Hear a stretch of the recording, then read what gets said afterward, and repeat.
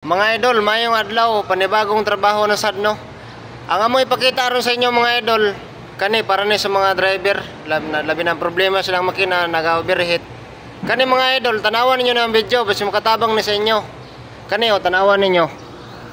Kana mga idol, kana nyo nakita mo na isa ka sa labad sa makina. Ginatawag ni siya kani clutch pan. Mo ni clutch pan. Ang kuan man ni mga idol, history nakita sa mekaniko, kauban akong mekaniko. While nagtuyok ang makina, pre-wheel siya, nagpalong sa makina, nagatuyok japon siya kay tungod pre-wheel na.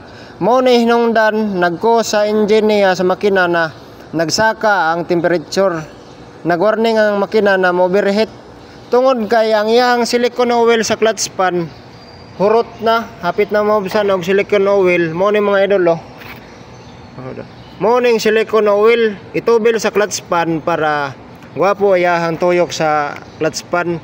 Mubuga jud sa saktong hangin, labay pa yon sa radiator. Mo ni mga idol silicone oil mo ni kailangan sa atong clutch pan kung mag pre-wheel. Tubila nato kanay inyong mga makina diha na nag pre-wheel na ang clutch pan ng yang sabad.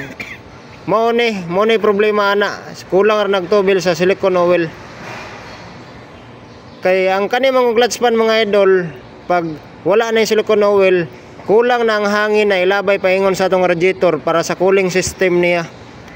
Og dara mga idol makauban na ako mekaniko.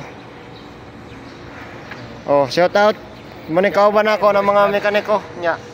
Salamat sa inyong pagtanaw mga idol. Unta na mo'y na tunan sa amo ang basic tips lang.